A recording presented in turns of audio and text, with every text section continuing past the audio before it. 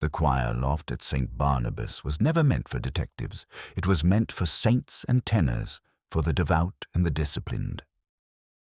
I was none of those things, yet there I was, on a wet Thursday in late November, listening to the uncertain voices of the college choir attempting Bird's Ave Verum Corpus. The air smelled faintly of dust and candle wax, and I remember thinking that there was a kind of honesty in the imperfection, a faltering note, a missed beat, the fragile attempt at beauty that never quite arrives. I had gone there not for music, but for quiet, the sort of quiet that Oxford keeps secret from its own inhabitants, that melancholy quiet that lingers above stone and rain, that allows one to think without necessarily wishing to. Lewis had suggested I attend the rehearsal. He said it might soothe me. I told him with more irritation than kindness that I wasn't ill, merely tired. But he was right. I was tired in the way only a man who's run out of distractions can be. From the loft, I could see the nave below, rows of empty pews shining dully under the electric sconces. The choir master was a thin man with an unshaven jaw and a habit of snapping his fingers when someone went flat. Between the soprano's timid entries and the baritone's strained ones, I noticed a small sheet of paper left on the music stand nearest the aisle. It was a translation exercise from Latin into English, scrawled in a hand that suggested youth and haste. The student had rendered verum corpus natum de Maria virgin as true flesh, born from the Virgin. Not wrong, but lacking the grace of body made real from the Virgin's womb. It was the sort of mistranslation that makes a man like me frown without knowing why. Later, when the rehearsal ended, I lingered. The students laughed their way out into the cloisters, their voices echoing between the stone walls like echoes of a happier world. I picked up the paper. The ink was smudged by the damp air, but one phrase stood out in darker script et sanguine suo, and by his blood. There was something oddly deliberate about the way it was written, as though the hand had pressed harder, forcing emphasis where grammar required none. I folded the sheet and slipped it into my pocket, out of habit more than purpose. Outside, the city glistened. Rain streaked the pale lamps of Broad Street, and somewhere near the Sheldonian, a taxi splashed through a puddle, indifferent to eternity. I made my way to Randolph, intending nothing more complicated than a pint and a chair. But the evening edition of the Oxford Mail lay abandoned on the counter, and its headline, neatly boxed between the advertisements for estate agents and lectures, caught me. Fellow of Lonsdale College, found dead in study. I don't recall finishing my drink. The name was Edwin Carmichael, classics, a man of letters, the sort of scholar who believed scholarship was its own morality. I had once heard him deliver a guest lecture on Horace, in which he declared that truth and faith were simply grammatical tenses of the same verb. I had found the remark pretentious at the time. Now, reading of his sudden death, it struck me as something close to a confession. The paper said, little apparent heart failure, discovered by a porter who had grown suspicious after hearing no movement all morning. There was a glass of wine on the desk, a letter beside it, and an expression described, with journalistic cruelty, as serene. The Latin sheet in my pocket seemed to warm against my hand, though I knew it was only the whiskey. Still, I could not ignore the coincidence of the choir's hymn, the mistranslated line about blood, the death of a man whose life had been devoted to dead languages. Back in my flat that night, I laid the paper on the table and stared at it. The ink had begun to fade into the grain of the wood as though it wanted to vanish, to unwrite itself. I thought of the choir master's impatient snapping, the unsteady harmony, the word verum truth wobbling between meaning and metaphor. I told myself it was nothing. I almost believed it. But in Oxford, words have a way of surviving the men who write them. Lonsdale College has always struck me as a place built for silence. Not the peaceful kind one finds in libraries, but a sort of cultivated hush, the kind that grows from years of reputation and secrets. When I arrived that morning, the porter's logbook still bore Carmichael's neat signature from the previous night. Beneath it, someone had drawn a faint horizontal line, as if closing the man's account. Lewis stood waiting in the quad, his coat darkened by the drizzle. He said very little, which was uncharacteristic. Perhaps he sensed that words in such places often behaved like trespassers. We crossed the cobblestones and entered the stairwell that led to Carmichael's rooms.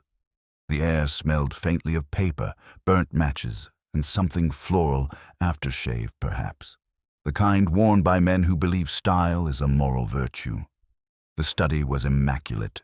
Books arranged by author, not title. A clock ticking with almost insolent regularity. On the desk, a half-finished glass of red wine and a single folded sheet of paper. Carmichael lay slumped slightly to one side, his expression composed in that peculiarly unconvincing serenity that accompanies death among the educated. The doctor had already pronounced heart failure. I stood by the window, watching a lone student cross the quad below with an umbrella the size of a confession. Lois asked whether I thought it looked natural.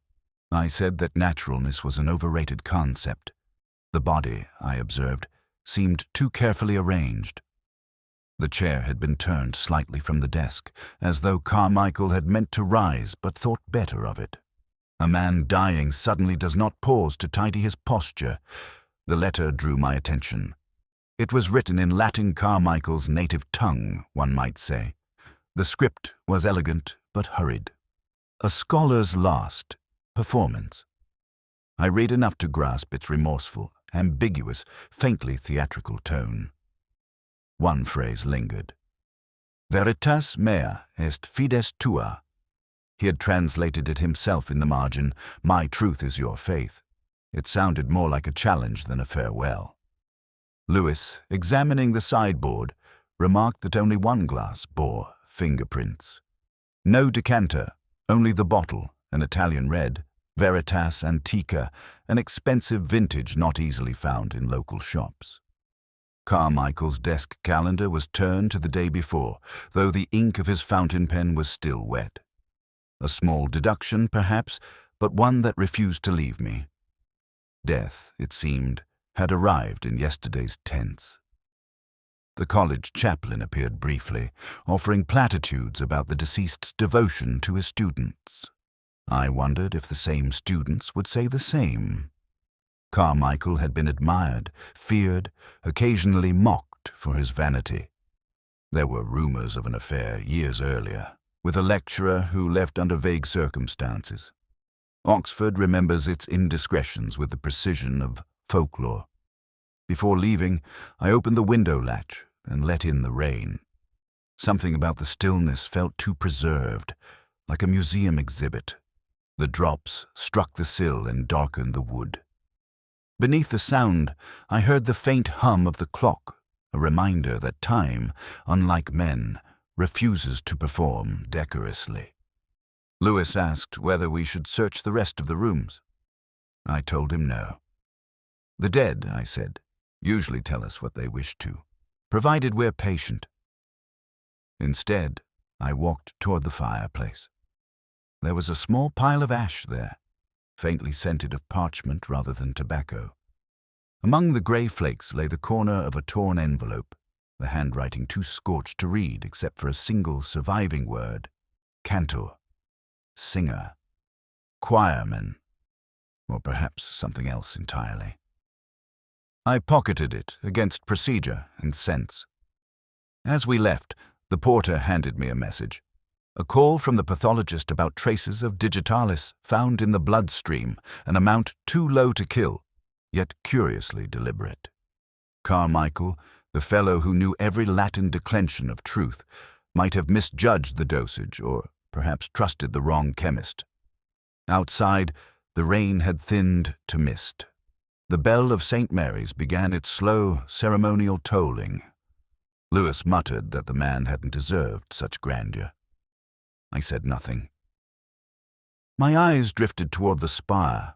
where the sound lingered like a word repeated in translation until it no longer resembled its meaning. And for the first time, I wondered not why Carmichael had died, but whether he had truly meant to.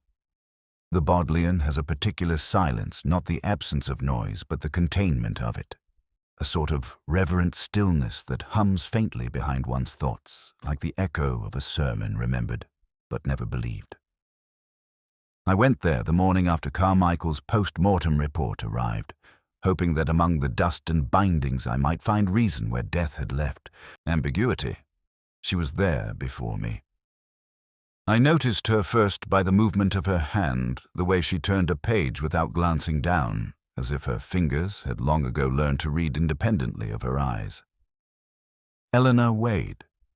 The name had appeared in Carmichael's address book beside the initials E.W., followed by the word notes. No title, no address. Just that. Lewis had described her as Carmichael's assistant. It was too small a word for the presence she carried. She spoke softly when I introduced myself, a voice shaped by discipline rather than shyness. She said she was cataloguing Carmichael's papers for the college archive, at least until the bursar decided what was to be done with them. I asked if she'd found anything unexpected. She smiled the kind of smile that acknowledges the question but withholds the answer. We walked along the rows of oak shelves, the smell of parchment and dust thick enough to taste. She spoke of Carmichael's lectures, his temper, his brilliance. Said he could quote Horace from memory but forgot birthdays. Said he preferred argument to conversation. There was no grief in her tone, only a faint fatigue, the exhaustion of someone who has lived too long beside genius and found it wanting. I asked about the Latin letter. She said she had not seen it but had heard it mentioned in the senior common room. A suicide note, perhaps, though Carmichael would never have used so ordinary a medium for farewell. When I told her the letter was written in Latin, she hesitated, just long enough to betray recognition. Then she said that Latin had always been his shield, a language that allowed him to speak intimately without risk of being understood. As she spoke, I noticed a faint smear of ink on her left thumb, the mark of someone who still used a fountain pen. She saw me looking and said she preferred ink to ballpoint because it reminded her that mistakes mattered. There was a dryness in her tone that made me suspect she was not speaking of grammar. A trolley rattled past us, pushed by a librarian who nodded with the weary courtesy of those accustomed to whispers. Eleanor watched it disappear down the aisle. Then, almost absently, she asked whether I had read Ovid's Metamorphoses. I told her I had once, badly. She said Carmichael had been fascinated by transformation, the idea that guilt could be disguised by a change of form, that confession could be achieved through substitution. She added that he used to send her little puzzles in Latin, riddles really, disguised as love letters. It was not until she said the word puzzles that something stirred at the back of my mind. Carmichael's acrostic in the letter, the Latin folia mendax. I asked her whether he still sent her such puzzles. She replied that his last message had come months ago, folded inside a copy of Horace's Odes. It contained a single line, veritas in translation perit. Truth is lost in translation. She had thought it sentimental. I thought it was suspicious. When she left, she gathered her papers with the precision of ritual. I noticed she carried a notebook bound in red leather, the initials E.W. impressed in gold. As she turned to go, she said she hoped Carmichael's death would not be reduced to an investigation. I told her investigations were only the living's way of pretending we understood the dead. She paused at that, and for a moment her expression softened into something almost kind. Then she was gone, leaving behind the faint scent of ink and lilac. I remained there for some time, tracing with my finger the indentations on the reading desk where countless scholars had leaned their elbows, perhaps searching as I was for coherence among the ruins of intellect. It occurred to me then that Eleanor Wade had not once asked how Carmichael had died, only whether he had been believed. I left the library with the uneasy conviction that she already knew the answer. It was raining again, though in Oxford that hardly counts as news. The drizzle hung in the air like breath that refused to disperse, softening the outlines of towers and trees. I found myself walking through Lonsdale's archway toward the cellar, thinking of the dead man's fondness for the better vintages of Tuscany. There are men who hide behind scholarship. Carmichael, I'd begun to suspect, hid behind refinement. Lewis met me by the stairwell. He had the key, handed over by the bursar with an expression that suggested both moral superiority and mild curiosity. Inside, the air was thick with the smell of cork, oak, and a faint trace of damp stone. The kind of scent that reminds you of time is a physical thing. Racks of bottles stood like orderly mourners in the half-light. Labels written in Carmichael's own slanting hand gleamed faintly when my torch swept past. Lewis said the cellar inventory listed 64 bottles of Italian red, mostly Chianti and Montepulciano. He counted 63. I told him perhaps the professor had been thirsty the night he died. Lewis said, half to himself, that the missing bottle was Veritas Antica, the same brand found on the desk. I felt that small flicker again, the pulse of coincidence that is never quite coincidence. The name itself troubled me. Veritas Antica, ancient truth. It was too deliberate, like a signature left on a painting one meant to be found. I made a note of the import label of a vineyard outside Siena, long defunct. Some academic had probably bought up the last shipment for nostalgia's sake. Still, the thought lingered. Who chooses to die with a wine whose name carries an epitaph? Lewis found a box of old papers on the top shelf, thick with dust. Among them lay Carmichael's most recent will, neatly folded in a brown envelope. It had been witnessed by the college secretary and one Dr. Julian Price, the name I'd already heard murmured by Eleanor Wade, though without enthusiasm. The beneficiary was not a person, but a foundation, Veritas Antiqua Trust. I asked Lewis if he'd ever heard of it. He shook his head. I told him neither had I. Back in my office that evening, I spread the will across my desk. The signature was steady, the pen strokes firm. No man contemplating suicide writes so confidently. Beside the letterhead, Carmichael had scrawled a small annotation in Latin, in vino veritas, in mort silentium, truth in wine, silence in death. The kind of phrase one finds charming at dinner and sinister on a corpse's desk. Lewis phoned later to report that the college accountant could find no record of the trust's registration. A ghost charity, perhaps, or an invention meant to impress the gullible. I told him to check the university archives for any mention of it. He sighed, said something about paper chases, and hung up. Left alone, I poured myself a whiskey, a habit I have long mistaken for reflection, and studied the label of my own bottle. Highland malt, aged 12 years. Time and truth again, bottled and priced. The Latin note on Carmichael's desk returned to mind, and with it the phrasing of the will. The man had bequeathed not just money, but documents of personal significance to the trust. Papers, then. Writings.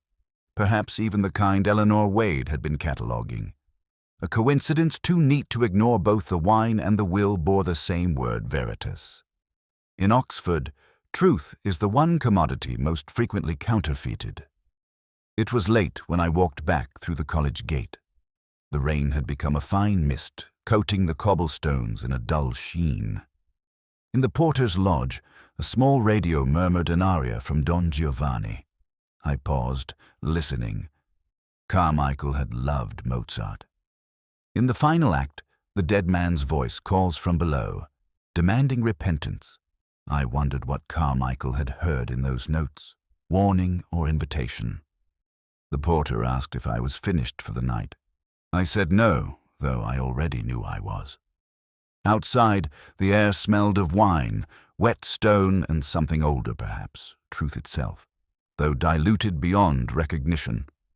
I walked home slowly, carrying with me the faint suspicion that Carmichael's last toast had not been to eternity, but to deceit.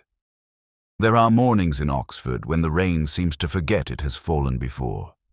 It begins again with the same weary persistence, soft enough to be ignored, relentless enough to be felt. I sat by the window with the Oxford Mail folded beside my breakfast. The crossword, as usual, drew my attention more than the headlines. Habit, perhaps. Comfort, perhaps. The illusion of order. Halfway through the grid, a clue caught me 6 letters, one who lies in 2 languages. I wrote mendax without hesitation, the Latin for liar. It was an odd choice for an English crossword, but then Oxford has a way of blending tongues the way old churches blend centuries. I was still looking at the word when the phone rang. Lewis's voice, brisk and uncertain, said there'd been a development at the college about coded letters in the deceased's mail. I arrived at Lonsdale to find the secretary flustered but proud of her discovery. A pile of correspondence had been tucked inside the bottom drawer of Carmichael's desk university envelopes, each containing a neatly clipped crossword from the Times. At first glance, nothing sinister, but the answers in Carmichael's handwriting formed acrostics, each spelling a Latin phrase. The last one read, mendax. I stared at it for a long while. The ink faded, as the letters too careful to be casual. Lewis asked what it meant. I told him it was Latin for liar, though I wasn't sure who the accusation belonged to. He said maybe someone had been sending the puzzles to torment the old man. I told him Carmichael didn't need torment. He created it wherever he went. In the margin of one crossword, Carmichael had written veritas in translatione, perit. Truth is lost in translation. I had heard that line before Eleanor Wade had spoken it to me only yesterday, her voice steady, almost weary. Coincidence, perhaps, though coincidence in Oxford rarely travels alone. I carried the papers to my office and laid them out like relics. 6 crosswords, each bearing its own hidden message, culpum, fides, mendax, finis. Faith, guilt, liar, end. I could not yet see the pattern, but the rhythm disturbed me. Latin was not merely Carmichael's language, it was his defense. To write his fears in it was both cowardice and confession. Lewis suggested handwriting analysis. I told him it wouldn't matter. The pen strokes were unmistakably Carmichael's, tight, angular, the mark of a man who pressed too hard when uncertain. What interested me was not the writing, but the choice of words. A man who calls himself mendax does not lie idly. As I worked, a tune from the choir drifted through the open window of the same hymn from St. Barnabas, faint, echoing across the drizzle. E verum corpus. The phrase connected itself to the crossword grid in my mind. Verum, truth. The word appeared in each of the puzzles, once disguised as an answer, once hidden in the clues. An obsession, perhaps, or a warning. Lewis reappeared with a file from the archives. Inside was a list of Carmichael's last lecture notes. His final seminar, 3 weeks before his death, had been titled Truth and Translation, The Moral Limits of Meaning. I remembered sitting in on one of his lectures years earlier, his voice resonant in the hall. He had said, rather smugly, that all confessions are translations, and all translations betray. The thought returned now with unpleasant clarity. What if Carmichael's death had been meant as a translation of an act designed to express guilt in a form no one could quite decipher? Or worse, what if someone had translated him? That night, I took the crosswords home and laid them on my table beside a half-empty glass of whiskey. The lamplight turned the ink brown, the paper yellow. I noticed then that one puzzle bore an erasure, a single clue rubbed nearly away. 13 down, faith misplaced. The answer space contained only faint graphite scratches, but under the glass I made out the ghost of a word, Wade. It could have been a coincidence, a common word after all. But the name, whispered in that grid of lies in Latin, felt less like coincidence than confession. I closed the paper carefully, as one might close a wound. Outside, the rain pressed against the window with gentle insistence, as if reminding me that Oxford's truths, like its weather, never stop returning. There are men who weep without sound, and there are men who never quite learn how. Julian Price belonged to the latter kind. When Lewis and I arrived at his rooms that afternoon, he sat at the desk with an unopened bottle of sherry before him, staring at the cork as though it were a confession he had no strength to write. The curtains were drawn, despite the daylight. A small mercy, perhaps. Oxford looks more forgiving in half-light. He said he hadn't expected me so soon. I told him that most crimes, real or imagined, rarely wait for permission. He smiled thinly at that, then gestured to the chairs opposite. His study smelled of old tobacco and lemon polish, and there was a faint hum of an electric heater trying to outwit the cold.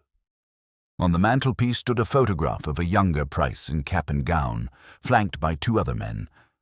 One was Carmichael. The third, I realized later, had been the man whose name was inked out in the old photograph Lewis found. Price poured himself a drink and said he had loved Carmichael once, in the way one admires a figure of impossible authority.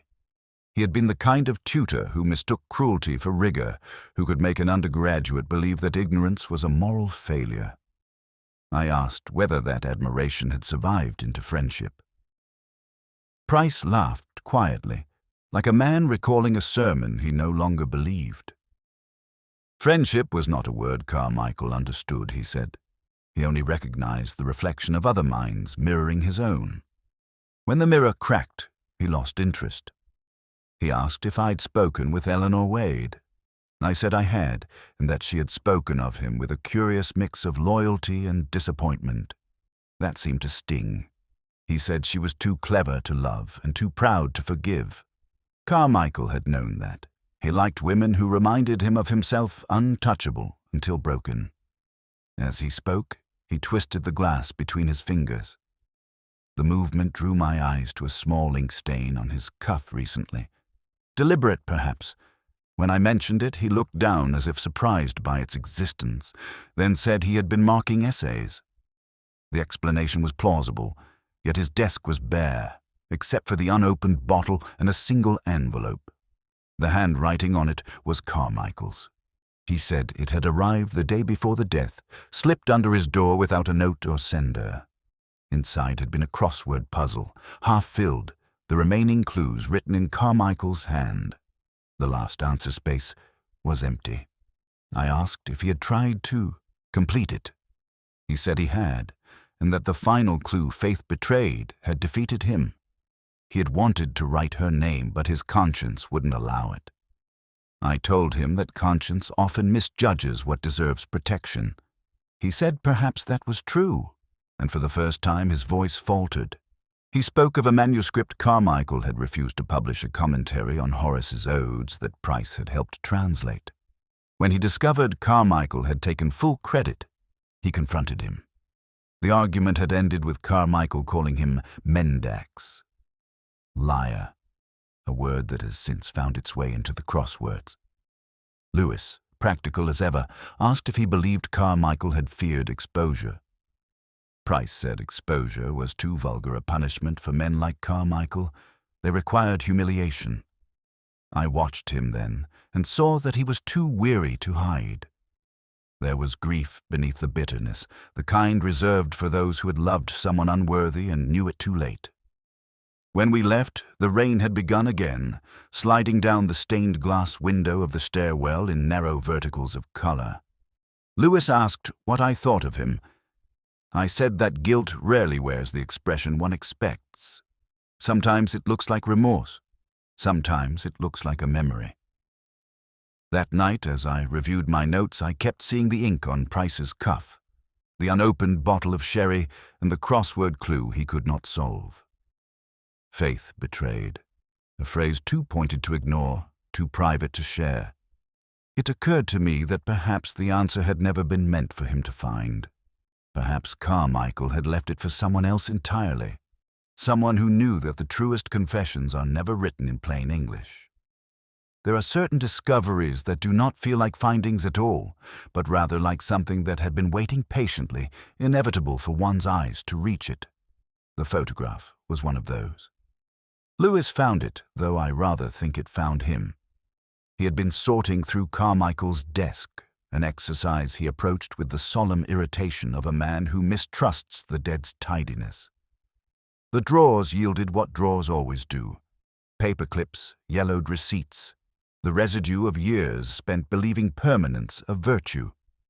Then, between two cracked leather notebooks, he found an envelope. Inside it, a photograph.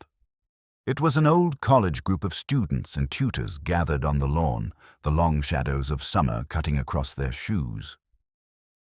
I recognized Carmichael immediately, his expression alert, almost mocking. To his left stood Eleanor Wade, younger then, her face untouched by that careful restraint she wore now, and beside her, half-turned from the camera, a man I could not name. Across his image a thick line of black ink had been drawn, obliterating his features. Beneath, the caption, Lonsdale College, 1975. Lewis asked, "What kind of man crosses out a face?" I said the sort who either loved too deeply or hated too late. We stared at it together, though we saw different things. He had a clue, perhaps a kind of prophecy. Later, I took the photograph to the pub. The city was quiet that evening, rain soft as sighs against the windows. I spread the image on the table, ordered a pint, and let the light of the lamp pool across the faces. There is a particular cruelty in photographs. They preserve what memory forgets to forgive. The barmaid, a woman whose name I never learned, paused beside me and peered at it.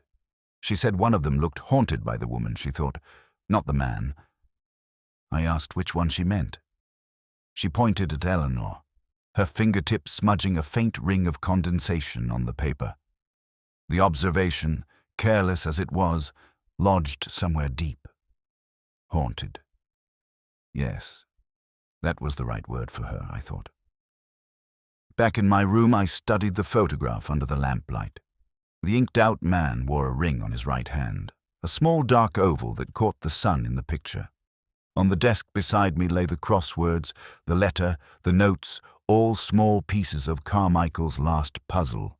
And suddenly, a small connection glimmered in the Latin text of his supposed farewell. One phrase had been misquoted from Horace Inter Amicos Scribitur, written among friends. But Carmichael had written amicum, singular. A letter written to a friend, not among them. Perhaps this faceless man had been the one. I took the photo to Lonsdale the next morning. The porter, a man of encyclopedic gossip and limited tact, examined it with the reverence of one handling relics. He tapped the erased figure and said, almost triumphantly, that the fellow's name had been Peter Holling, drowned in Cherwell years ago. Tragic accident, though some said he'd had too much to drink. He'd been a promising classicist, same year as Miss Wade. It was enough to make the air in the lodge feel colder. That afternoon I walked to the river. The trees leaned over the water like confidants, reluctant to speak. The rain had thickened to drizzle again, gathering on the brim of my hat. I thought of the Latin word for drown merger, to submerge, to conceal. It struck me that the opposite of truth was not a lie, but simply depth. Back at my desk, I slipped the photograph into an envelope and sealed it without reason. I could not shake the sense that I was staring at a map of the crime, though one drawn in ink was too faded to decipher. 3 people bound by something old, something unburied. Carmichael, Eleanor, and the man whose name had been written out by history and hand alike. Lewis asked later why I looked so bleak. I told him that Oxford never truly forgets its dead. It merely learns to speak more softly about them. That night, as I switched off the lamp, I caught sight of the sealed envelope on the table, its shape faint in the half-dark. I told myself I'd open it again in the morning, but I knew I wouldn't. Some faces are meant to remain obscured, and some truths, once uncovered, only drown you twice. There are phrases that linger in the air long after they are spoken, like a scent one cannot quite identify. The death before death was one of them. I'd written it idly in my notebook that morning, not yet knowing what it meant, only that the case was no longer about the act of dying, but about the rehearsal for it. The college archives smelled of mildew and neglect. Lewis was sifting through files under the indifferent supervision of a clerk who looked as though he disapproved of the living.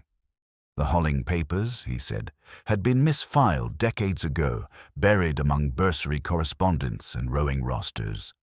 Eventually, he produced a box of cardboard, frayed, unmarked.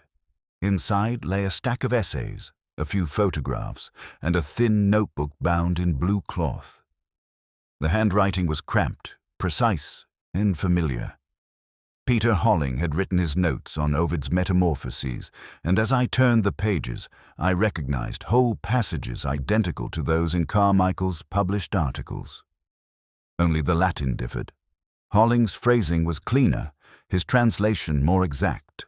Carmichael had plagiarized not merely ideas, but elegance. Lewis said, almost cheerfully, that we'd found a motive.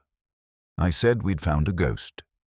The difference, as I explained, was that motives can be punished, but ghosts are only observed. Among the papers lay a letter, folded twice. It was addressed to Eleanor Wade, written in a hand that trembled between affection and desperation. He had thanked her for her kindness, apologized for being a distraction, and ended with a line that made the air in the room tighten. When he reads this, it will be too late. The date was 2 days before his drowning.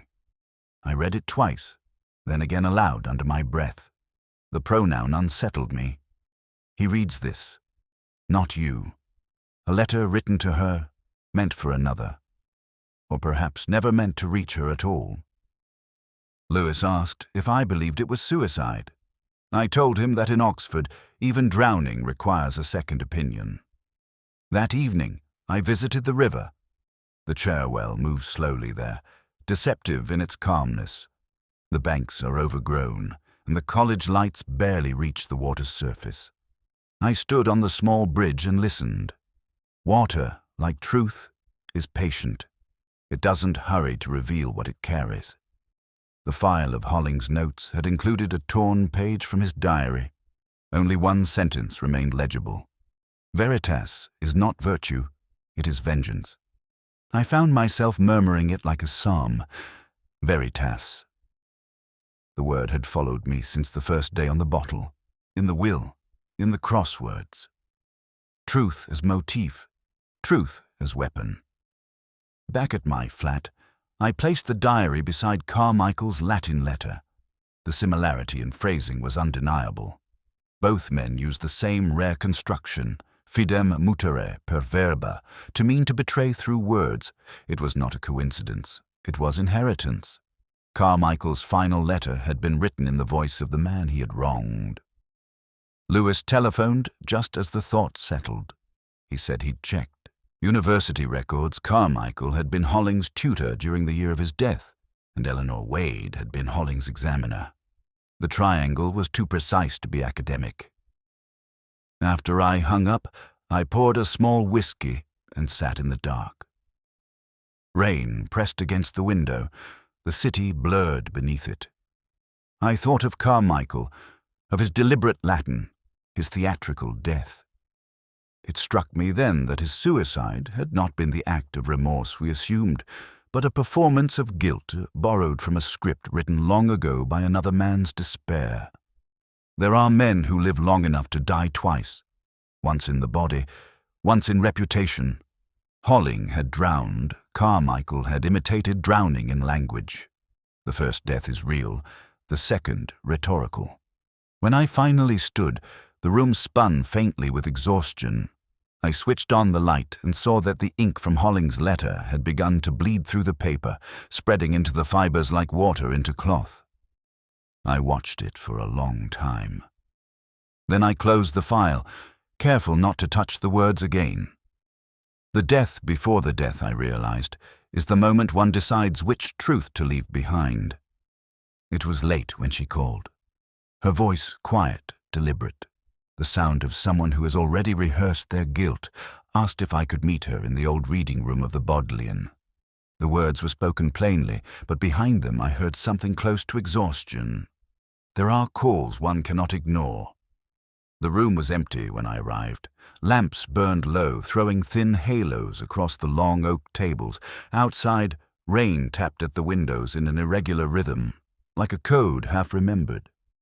Eleanor Wade stood by the far shelf, holding a folder to her chest as though it were evidence against her. She said she'd been expecting me. I told her I had that effect on people who'd already decided to confess. She smiled, then not with amusement, but relief. She said the Latin letter found beside Carmichael's body hadn't been written by him, not exactly. He had left a draft weeks before his death, something pompous and self-exculpatory. She had found it while cataloguing his papers, translated it, then she paused and adjusted it. I asked why. She said she thought it might help. She placed the folder on the table and opened it. Inside lay 2 sheets, the original Latin text and her translation. Even at a glance, the difference was striking. His version read as accusation, hers as confession. He had written ille peccavit, he had sinned, and she had rendered it ego peccavi, I have sinned. A single word changed, a world inverted. I told her that it was not a translation but a forgery. She said it was mercy. Carmichael had wanted his death to be a spectacle of moral triumph, a suicide wrapped in rhetoric. She had turned it into something human instead, something that might have spared him the vanity of martyrdom. She said she had burned the draft after copying it. She had believed that by altering the words, she was saving him from exposure, from disgrace, perhaps even from himself. But when the newspapers called it suicide and the college spoke of ill health, she realized the truth had been buried along with him. As she spoke, her voice remained steady, though her hands betrayed her small tremors, subtle as breath. I watched the tremor and thought of Holling's letter, written 20 years before. When he reads this, it will be too late. The same cadence, the same doomed precision, the same act of confession disguised as care. I asked whether she had known about Holling's drowning. She said she had been there that night, not at the river, but in her rooms, waiting for him. He had never come. The next morning, Carmichael had told her Holling had slipped while trying to retrieve a dropped notebook. She had believed him, or at least she had tried to. She leaned forward then, resting her palms on the table. The lamplight caught the sheen of tears that hadn't quite fallen. She said that years later, Carmichael had begun leaving notes for her in the margins of manuscripts, fragments of apology, always in Latin, always unsigned. One of them had read, Quod scripsi, scripsi. What I have written, I have written. I asked her why she hadn't come forward sooner. She said that in Oxford, truth is never the end of anything. It's only the start of a new disguise. Then she looked at me with that same faint smile and said she wondered how many translations of truth I had written myself. There was little to say after that. I gathered the papers and told her they would have to be kept for the record. She nodded. As I turned to leave, she said softly that the word veritas had never meant truth to the Romans. It meant disclosure of the act of uncovering. She said she preferred the English version because it still allowed for secrecy. Outside, the rain had stopped, but the cobblestones glistened as though they remembered it. I walked back toward the college, the folder under my arm, and thought about her alteration of one small pronoun, shifting guilt from one life to another. He has sinned into I have sinned. It was the neatest form of confession I had ever seen, not a lie, merely a translation. And in that fragile distinction between faithfulness and mercy, between truth and what must remain unsaid, lay the entire story, or what passed for it.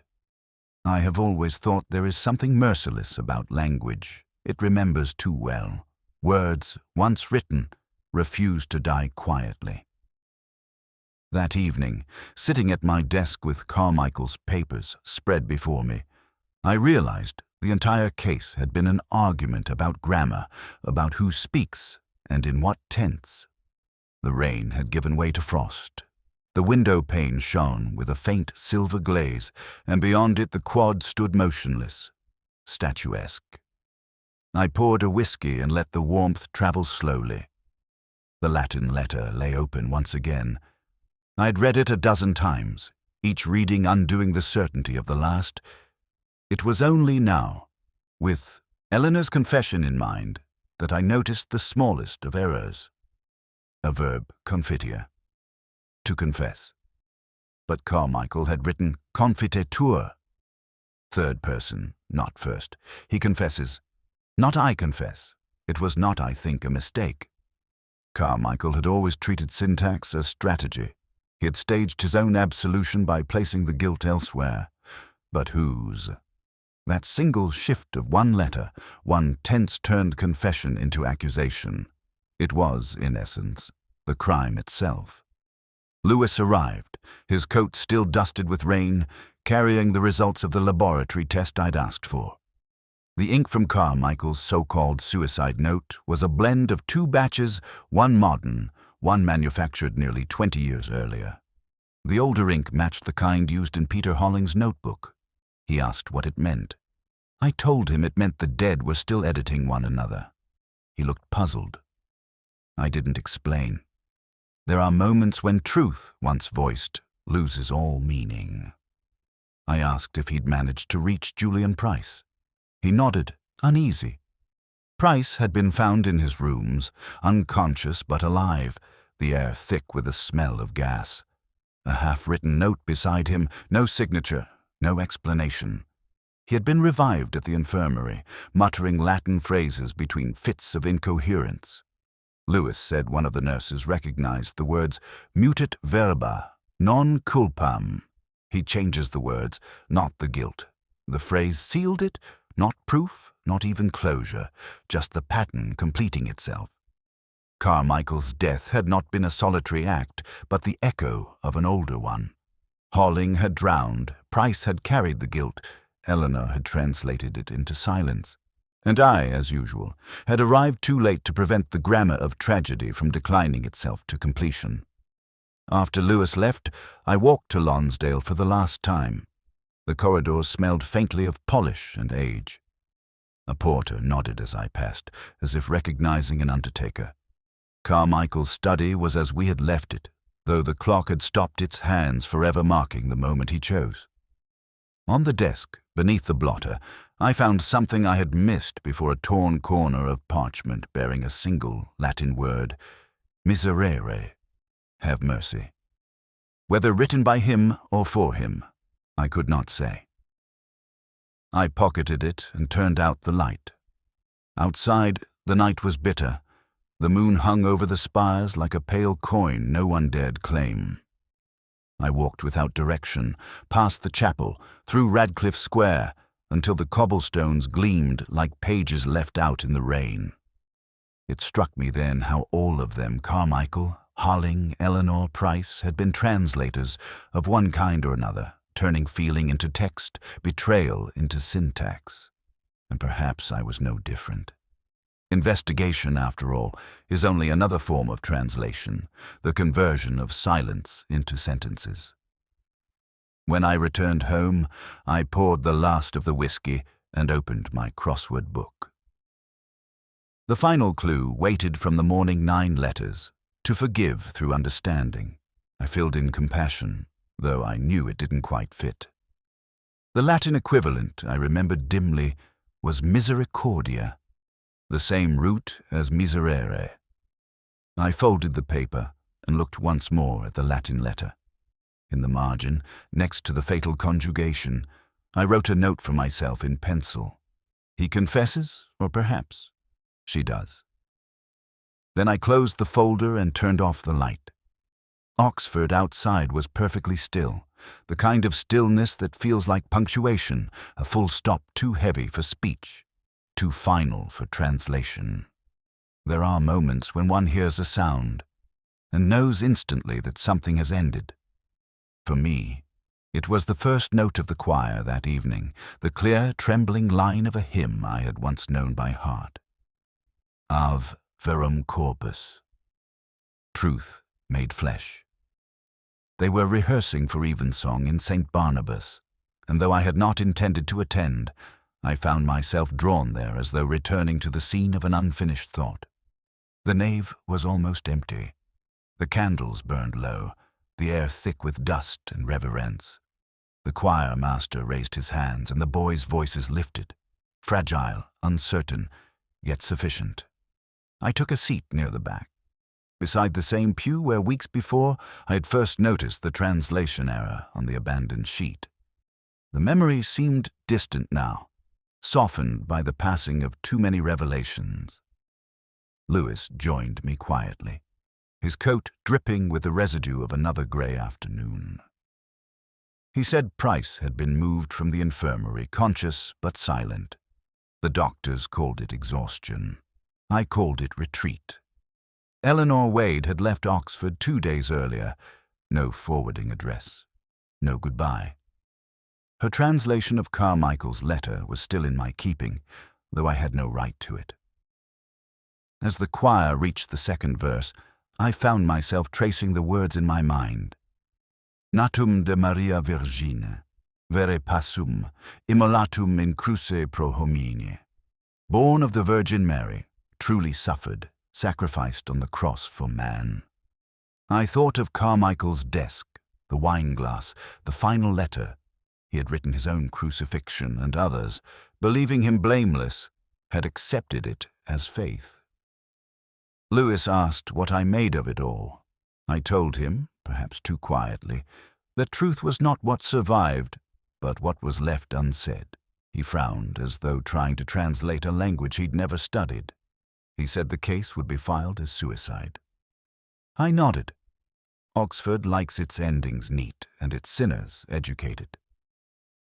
The organ began a low, sustained chord. The sound filled the church like mist. I felt, rather than saw, the symmetry of it, a case begun with a hymn, and now closing with one, yet there was no satisfaction, only a faint ache that all understanding brings when it arrives too late to be useful. A boy's voice cracked on a high note, and the choir master stopped them with a raised hand. He offered quiet correction, and they began again. This time the note held thin but true. I looked toward the choir loft, the same vantage from which I had first seen the world of this investigation unfold. From there, truth had seemed decipherable. Down here, among the pews and the living, it only echoed. Lewis said he was going to fetch the car. He had somewhere to be, some ordinary place untouched by Latin or remorse. I remained seated. The choir had moved on to another piece, lighter, almost cheerful. A child dropped a sheet of music and bent to retrieve it. The small gesture, so careless and human, brought an unexpected sting to my throat. When the rehearsal ended, the church emptied in murmurs. I waited until the last of them had gone. On the conductor's stand lay the same hymn sheet, ink smudged by damp fingers. The Latin line et sanguine suo had been underlined almost unconsciously. I traced it once more. And by his blood. The same phrase that had caught my eye weeks ago, that had led me to the body, to the wine, to the lie. The circle, it seemed, was complete. Outside, the evening light bled through the stained glass in pale amber. The city beyond was quiet, the air sharp with winter. I walked along Broad Street toward home, my footsteps sounding too loud in the stillness. I thought again of Carmichael's letters, the verbs, the tenses, the pronouns. He confesses, I confess, we confess. The grammar of sin has never been simple. At the corner, I paused to listen. From the open doors behind me drifted the faintest echo of the choir, dissolving into the night. Their voices were no longer boys' voices, but something older, the weary chorus of those who sing not for salvation, but for memory. I turned away then, the sound fading behind me, knowing that truth, like music, survives only in its reverberation.